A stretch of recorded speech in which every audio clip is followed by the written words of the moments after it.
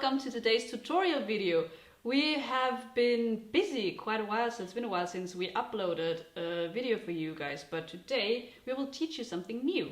Yeah, sorry that it took us a while for the next video, but we are quite busy and a lot of things going on, like in America. We hope that at Eric Buell Racing, EBR, now former known as EBR, now Buell again. Congrats. Yeah, we're waiting for great things. Yeah. What will unfold? At least we hope for that. We're curious. Yeah. Today we talk spring and fork. Big piston fork, EBR fork.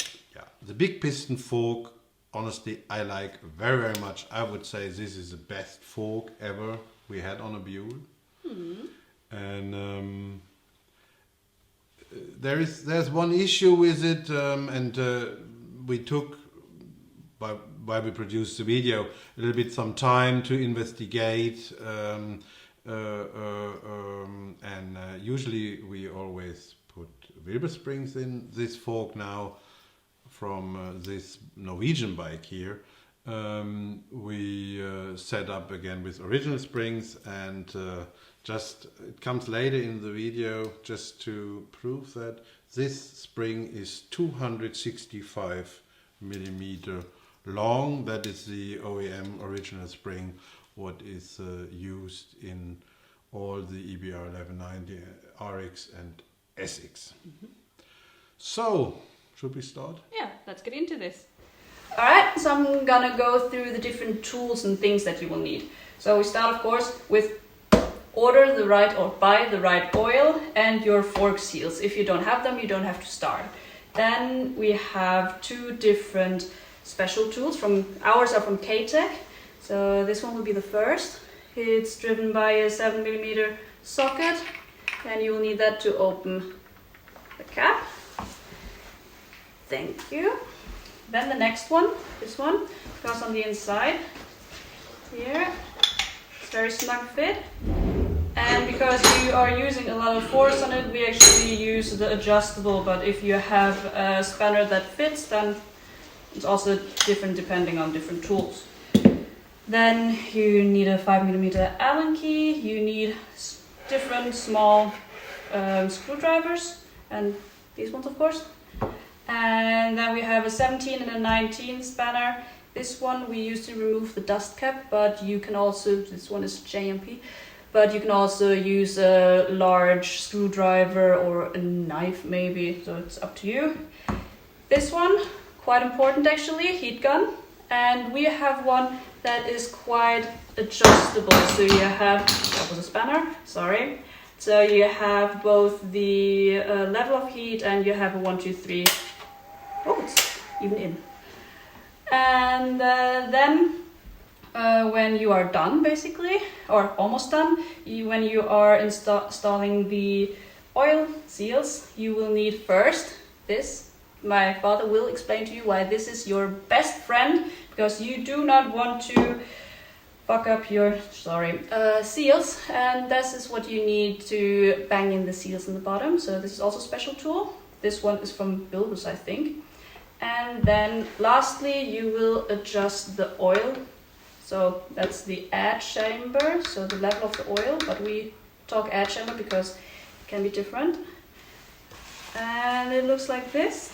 You can either measure here, or you also actually have numbers on it. I don't know if you can see it actually, but there are numbers on it. So he will also explain to you how you use this syringe to adjust the level. Yeah, and that is basically what you need. If I remember correct, the Showa BPF for Big Piston Fork was introduced back in 2009 and first used on the Suzuki, and from 2010 on we had from Eric in the EBR 1190 RR yeah, superbike. There we had already the first test big piston forks from Showa. They were looking a bit different, they were blue on the top, but Buell had them very, very early. You have the rebound and the compression setting on the top, and here the spring preload is adjusted on the bottom. So we look into it, what is special on, and then yeah, we also talk a little bit tuning and yeah, of course, how to change the oil seals. Important is to get the cap off, and very often the best is to do it already in the bike when the fork is clamped. If you cannot do it in the bike, or it's an SX where you have not a good access to because of the handlebar, then you should have a vise what is with rubber, something what is not destroying your fork tubes. So we have this extra vise with the rubber grip, and then you, with some feeling, you just open it. And now you need to hold the button, but that we continue in the other vise. So before we disassemble the fork, we check a little bit about the settings. Also, if you know or don't know if somebody else was working on the fork, again, it is always good to know. At the compression side, you have approximately 8 to 8.5 turns. On the rebound side, you have usually 6 to 6.5 turns. So, and you also like to check how the fork is reacting. Usually you do it on the floor. You put a piece of cloth under. We do it here. And from the settings, this one is quite stiff and slow. So, I guess it's quite closed. Yeah, we have, I don't count them now, it's just boring, but yeah, what we do now, we close the rebound completely, and we close the compression completely, and now we count the turns. Rebound is a half, 1, a half, 2, a half, 3, a half, 4, a half, 5, a half, 6, a half, 7. So here we have on the rebound 7, and on the compression side we have a half, 1, a half, 2, a half, 3, a half, 4, a half, 5, a half, 6, a half, 7, a half, 8, a half, 9, a half, 10, yeah. So there we know that the adjustment when mounting the cap was a little bit off. We can do that better now. And then we open the spring preload. I not even had a lot of preload, and it was going so stiff. So the question is, what oil is it? So we make sure the preload is completely open, and we make sure that our rebound and compression settings are also completely open. And then we can open it. We broke it on the other vise, and then this is how it looks. We have on a big piston no spring preload on the top, because the spring is in the bottom of the fork system. We need a 14 and a 19 spanner, and then we go like that, and then we can just easily open it. We notice a little bit how much we have here. We can also measure it, but we anyhow know already that we had too many clicks there. That mean in real, the cap to the counter nut should sit a little bit deeper. There was some free play in it. So now we see what we have here. This is his magic with these two adjusters. We have here two rods. One is running in the other. So these are the two rods what actuate compression and rebound. We can just take them out. There's nothing to mix up. And then we can take them aside. Sometimes if you have tuning or you want to run a diagnosis, it is interesting to see where you come from. So now we can see here the oil level, and you can take a ruler, or I use the tool where I later also measure with. So I just try to see a bit where it goes. Now it's touching the oil level, and now I lock it, and we are around 100 millimeter air. So this is how you measure the correct oil level. It is not about how much oil you pour in, because you never know how much oil is left in the cartridge or on the wall. So what you do for a proper fork oil level setup, you want to, in the right moment, on other forks like XP or tube framers, it's without spring. On that big piston fork, we measure with the spring in position. And we know now this bike was set up with an oil level with 100 millimeter air chamber. Now we can pour out the oil. I do that now here. Normally we do that directly at the tank, but to show it, you also want to get it a little bit moved here then while the oil is coming out, to make sure that it's going as much of the oil out as possible.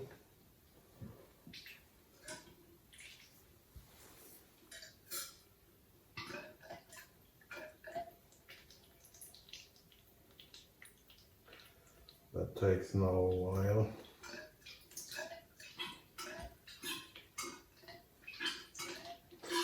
You don't want to move the fork much more than the normal stroke here. And then you let it rest for a while, that it bleeds out.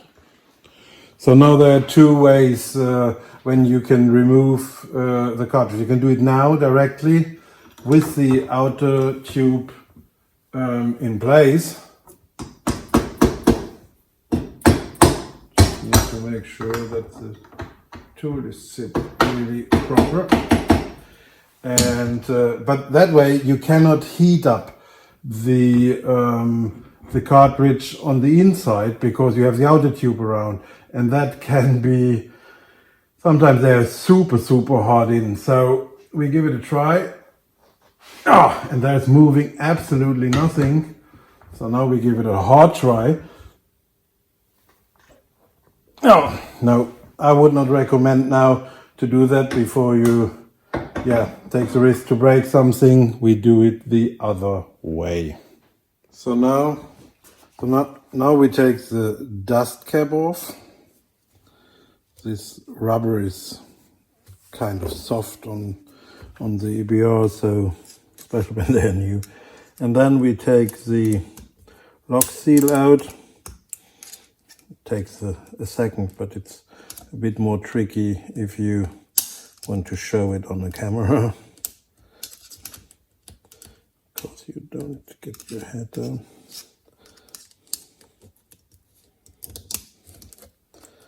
So here is the seal, and the seal holds the simmering, the oil seal in place. Now here's the bushing in. So we take the heat gun or flame, and then we warm it up.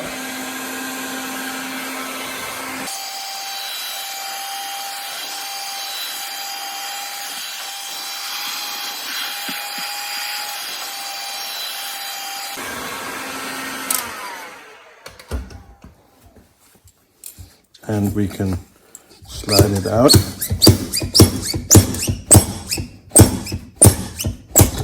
And here it comes. This is the oil seal. This is the ring between the oil seal and the bushing. and that is the inner bushing, that is the outer bushing. And if you see here now this hole, and it have sharp edges, so if you ever slide your oil seal over this hole, it is done. So if you do some wrong assembly and you need to reinstall it, new oil seal is your way. Yeah. So we open the bushing a little bit. A bigger screwdriver. And then we can slide the bushing a little bit down. And now we can heat up, but without destroying the piston ring here. So we warm it up here.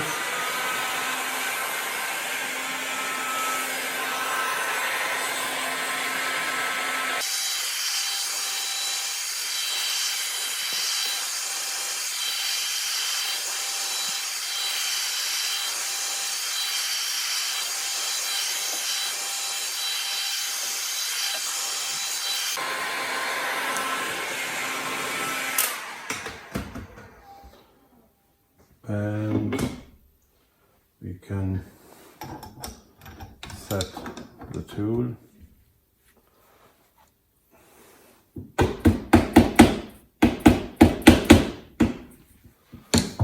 sure that it's set it right. Now we also get a better grip.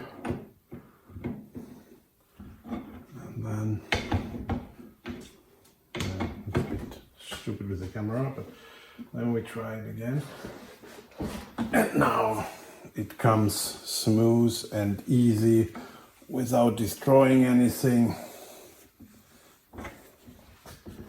And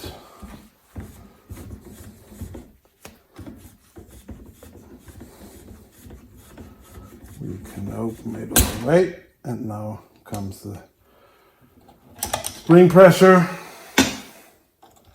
And I don't know why I never take this nut directly away.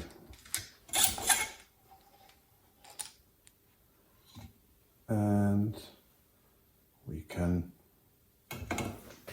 we have it all here. So what comes now to just change the seal is the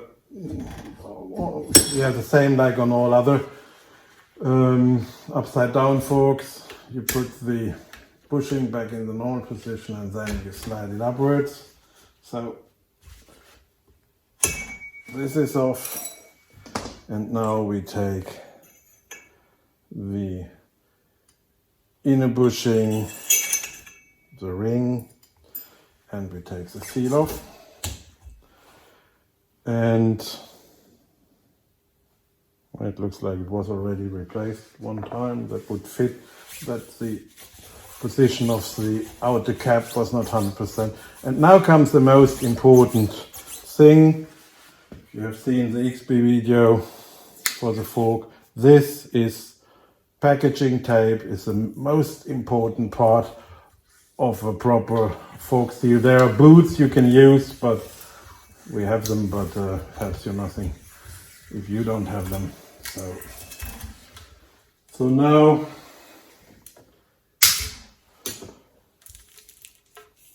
the sharp edge here and the edges of these 4 holes are protected, that they are not cutting your new seal. We take the new seal, we check it that it is the right size. Outer, inner, you find out if this is not correct. We take suspension grease and fill the inner with grease. And then we do it in the right direction. The closed side of the seal is going downwards or outside. And this is a proper seal positioning, and that way the fork will not leak. Of course, now you can, if you use cheap oil seals, you can inspect them also before you mount them, that the seal lip is not in a way broken or wrong manufacturers. These are original Athena from Italy, and there we usually know that they are in good quality. I peel off now the tape.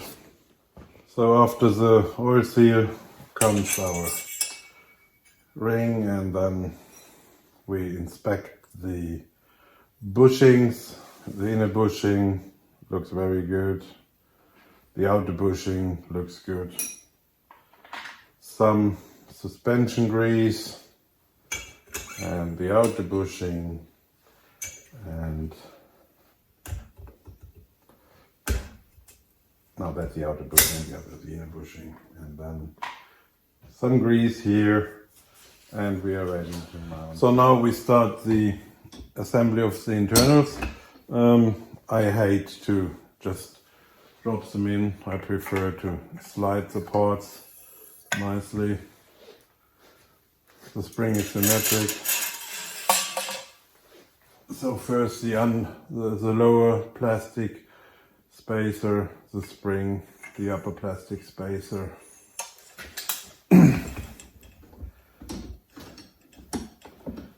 And the piston rod assembly, you like to put a little bit of suspension grease on the piston. And also here on the bushing, and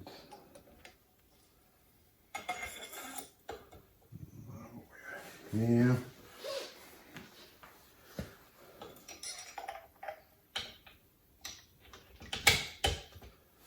And now you need to push it down.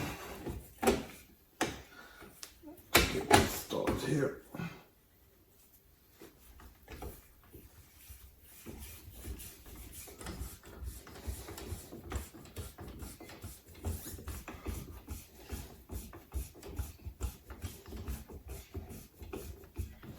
And we can tighten it.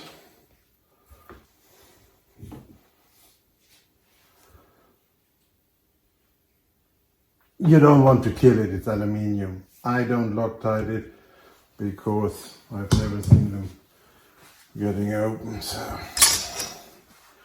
And also some suspension grease here on the piston, and we inspect the outer tube on the inside that there are no grooves or no wear. This one is looking very good.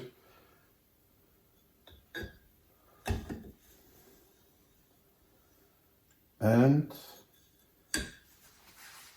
now we need to position the bushing and get in the oil seal. For that we need another tool. There are now different ways for the next step. You can have it upside down, standing on the workbench. They need to be very carefully that you don't that you are not damaging the inner rod when this is standing on the workbench. So I prefer the vise, but notice that our vises have a very, very solid plastic here in the vise itself, so we can really tighten it without doing any damage. You also should be careful remembering the thing with the sharp edges. You don't want to drag out the fork tube, the inner fork tube, so much that these 4 holes get into the oil seal and damage it. We need this tool to to slide the parts in. Here we have a 43 millimeter that you should really have anyhow when you work on forks. First of all, now we will warm up the seat of the bushing that it slides in easier.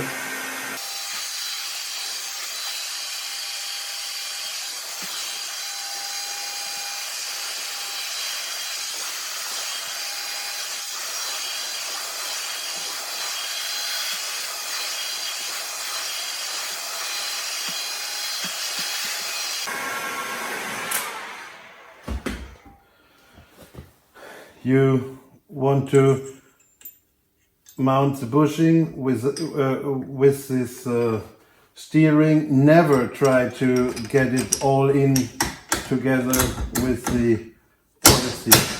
This one goes very easy.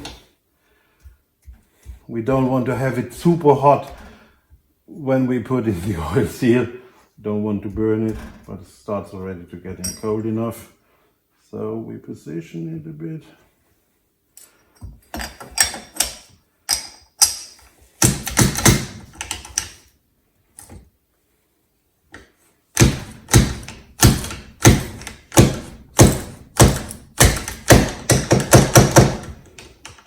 In, and we put in the clip,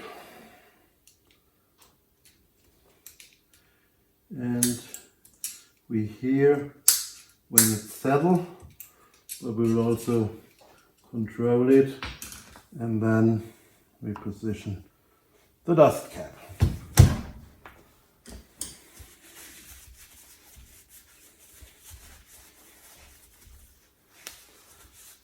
And we can start to look for the oil.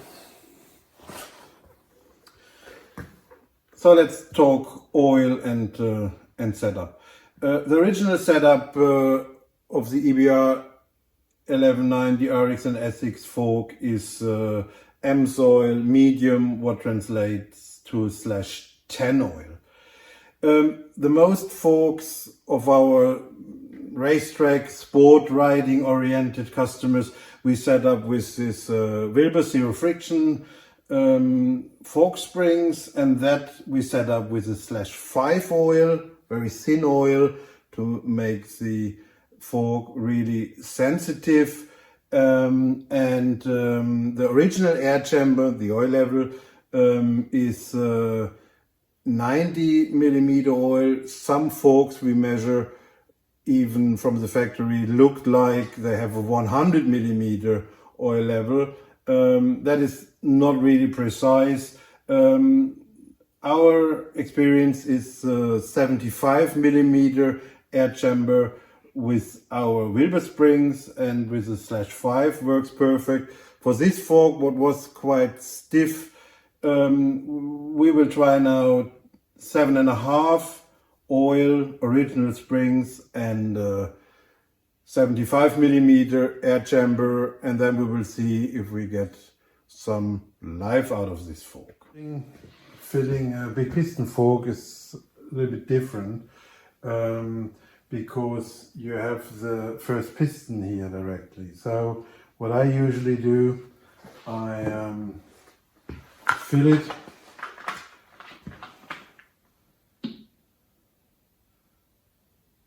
as much as I can get in, and then you see that it's not flowing down, and what I do then, put the cap on without the push rods, just for the moment, don't forget the push rods later, and then I start bleeding it. And now you can,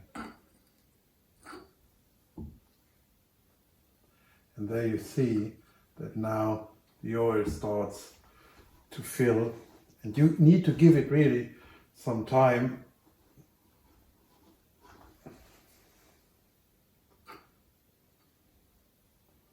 You could even, if you like, close it like this.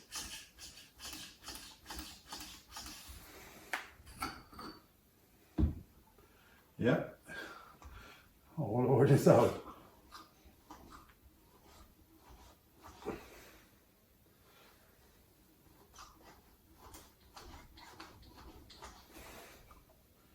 You need to do that for a while to make sure that the fork is really bleeded. It helps you nothing that you do it hush hush and then the oil level, and now the pot is nearly completely empty.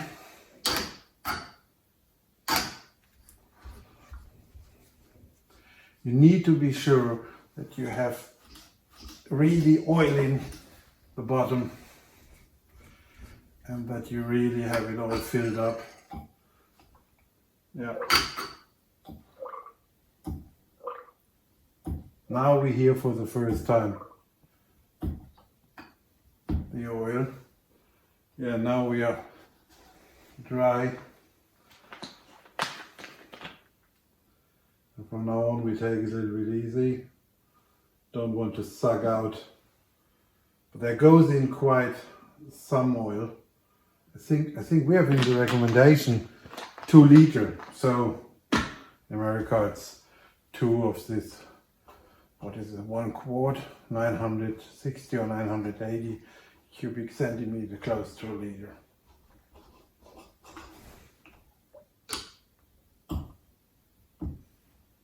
Yeah. And bleed it.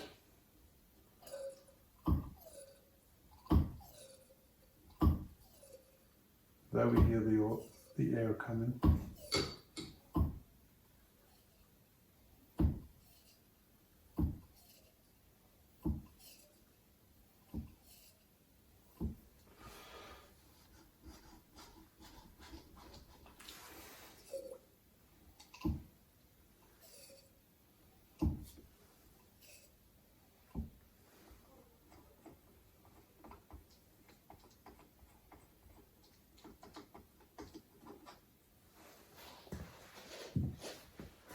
You see that you're getting to the end of the bleeding process when the oil starts to come out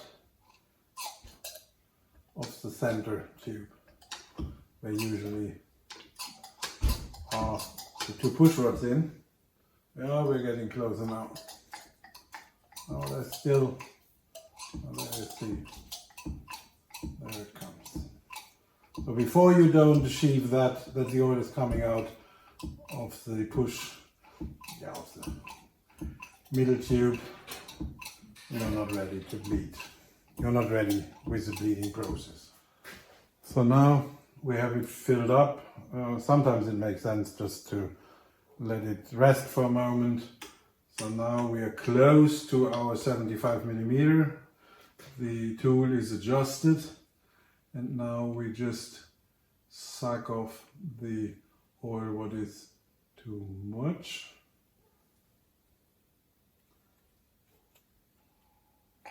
And that's it. So now, because the distance between here and the end of the steel tube is 75 millimeter, you can of course also try to measure it with a ruler. That you just touch the oil surface, but now this one is set it up now on the 75 millimeter air chamber. Now we can slide in the 2 push rods of the compression and rebound adjuster.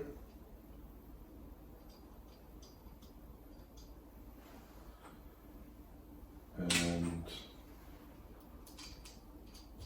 the counter nut. Remember roughly where it was sitting before.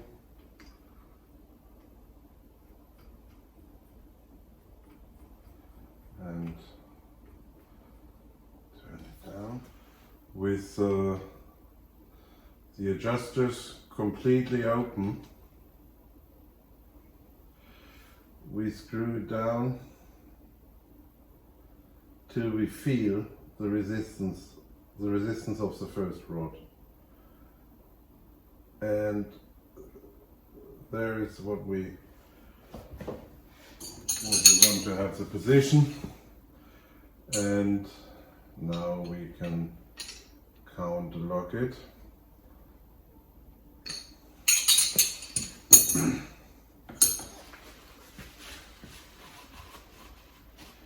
You can do a little bit of grease on the thread, but normally it's all nicely oily.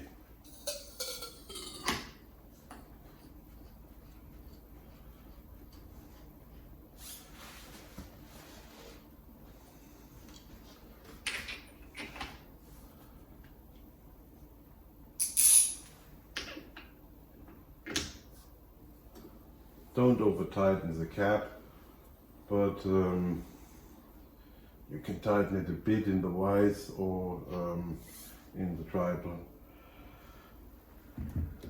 So let's take it out and see. We have the spring preload completely open, and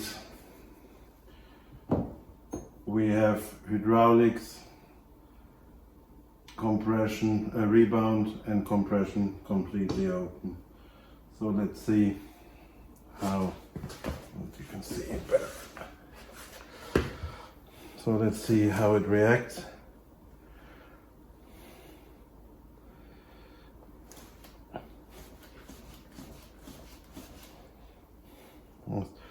For a heavy rider it's not bad, but even with the 7.5 spec oil, it is, even if everything is open, it is really slow.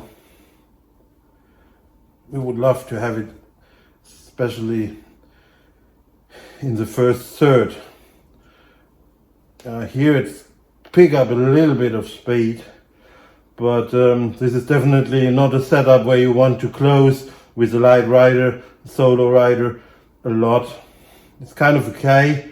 We will set up the other side in 5/5 oil, and then, but you see, I really would recommend the Wilbers spring for a sport bike.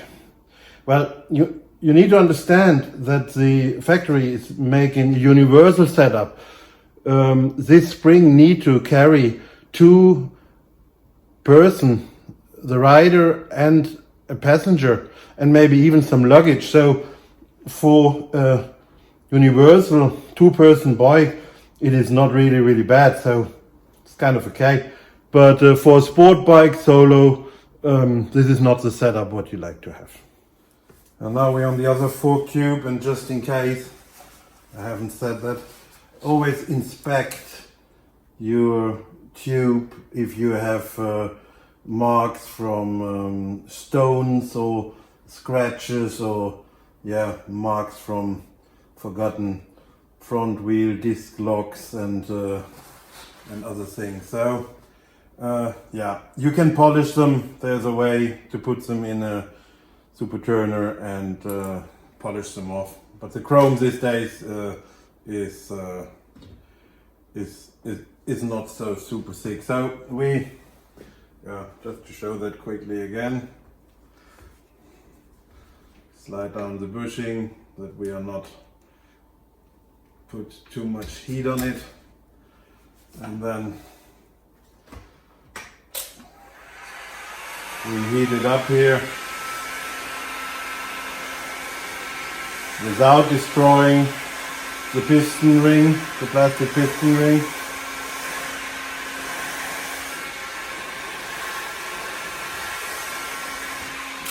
That was already a bit preheated, and then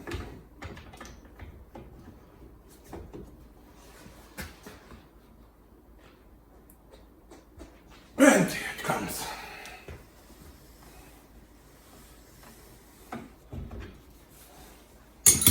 And when you open, you see how much spring preloads this system have originally. And on the Wilbers springs, we use, with the Wilbers spring setup, we use a shorter spring And there's the standard setup of the preload is like halfway through the clicks. But here you see, so we have like, let me see.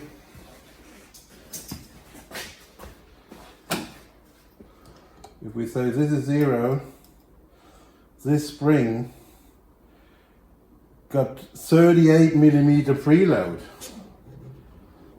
Plus your preload set, okay? Don't be unfair. Is it open? Yes, it's completely, the preload is completely open. So there we see,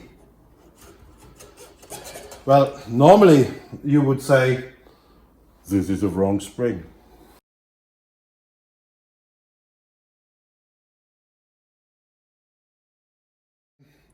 This is how our complete system is looking.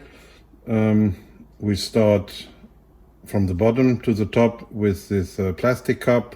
It is oriented in this direction. It goes into the spring preload mechanic, what is in the foot of the fork leg.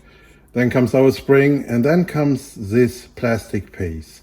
And there, the illustration in the parts book can be a little bit confusing in what direction it goes. It goes definitely in this direction. That is what I would say. Because if it would be mounted, this is how I say it needs to get mounted. Because otherwise, if it would be mounted like that, what would fit? Then, and what also the drawing implies, then of course our complete shim stack here would be not able to operate anymore. Yeah, you see, if you would mount it like this, then it would, yeah, well, we would have the full suspension pressure on the shim stack, and that would nobody ever construct. So you also see here from the factory, this fork was factory mounted, but still it is quite interesting because they have here also a setup, and this press here, and then it goes like that on the spring. And maybe one day I find out, but maybe this is just some fine tuning for the spring preload here, some fancy washers. So because of course this part and these washers, they change the spring preload from the start. So this is how it looks, and then comes our piston, our hydraulic stack. Then we have here some damping, hydro stop, and then we have here the cup, and here we have another piston ring. Here we have a piston ring. This piston ring you get as a replacement part. They are also wear, so this one should be controlled. And then we have our counter nut, and then we have the 2 push rods for compression and for rebound damping.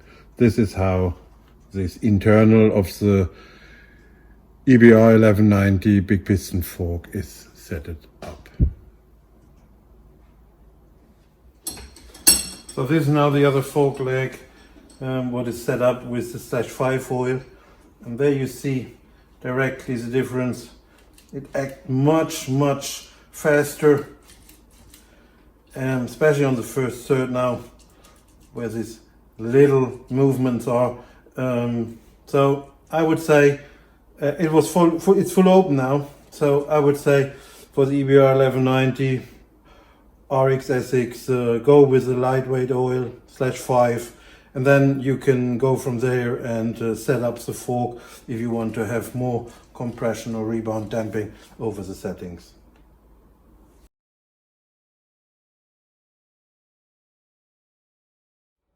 Just for the records, the correct fork position on the RX is 6 millimeter from the upper tripod to this edge.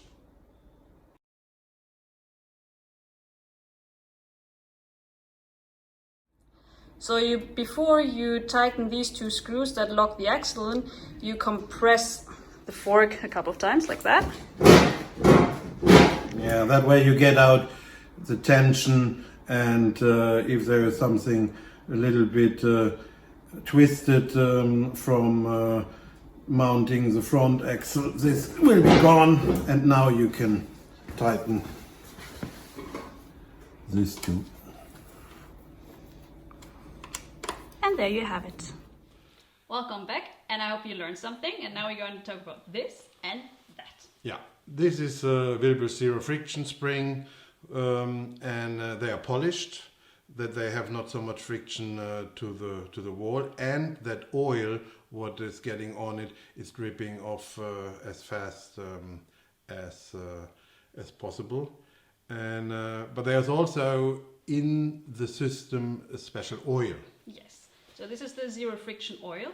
And actually, first time I saw this, Benny Wilbers was showing it to me, and what he did is he shook the shit out of it, and then showed by doing that Oh, look at how it's basically not. There is some foam at the top, but it's very, very little foam, and you can see. I mean, I did shake it quite vigorously, but you can see the air bubbles. There are very few, and they are just very few collecting at the top, and they do have this nice text on the back, and I'm just going to read it to you guys because I can't actually say it better. And it says, original zero friction fork oil is the result of thorough research and development. Highly advanced additives ensure perfect lubrication, excellent operation, and optimum protection. Its high viscosity index makes Wilbers fork oil especially suitable for use in extreme conditions. Available fork oil viscosity indices are 2.5, 5, 7.5, 10, 15, and 20, and shock absorber oil. Yeah. So now you know. Yeah. And the foam is basically gone, and also the bubbles are almost gone by now. Yeah, that was really, really quick, and because you don't want to have air bubbles pressed through the shim stack, you want to have oil going through. So we think that the Big Piston Fork is a very, very good product what Showa developed. We think it needs a little bit of tuning, so take the Wilbers zero friction fork springs and the oil, and yeah, when you replace the O-rings, set it up right, 75mm air chamber, and you think you have a fork what we say is race ready for club sport, and good enough for going good lap times, and for sure on the level of this other Swedish, I don't remember the manufacturer of this. I don't remember brand. This is a good fork, a little bit of tuning, the right spring, and you go really fast. Have fun. Yeah. One other thing, this bike is actually for sale. It's situated in Norway, and if you are interested, it is Ove that you have to contact to buy it if you like. Yeah, so or you can contact us. Yes. The bike is up for sale, and it is the only EBR what is dialed into the Norwegian registration system. Yes. Because of that, this super high Luxus tax is paid for it. So if you're on the market for a nice EBR, just get a complete service here at NCCR. It was always under our service. We just adjusted the valves again, and it got a complete look through and service. It's a very, very good bike. And it's black, by the way. Maybe you cannot tell it because it doesn't have any. Oh, you can tell it by the tail, maybe, but it is black. Yeah. Galactic black. Yeah. All right. Okay. Have a good time, everyone. Bye. Thanks for dialing in. Take care, and yeah, do the job right on your fork. Bye. Bye.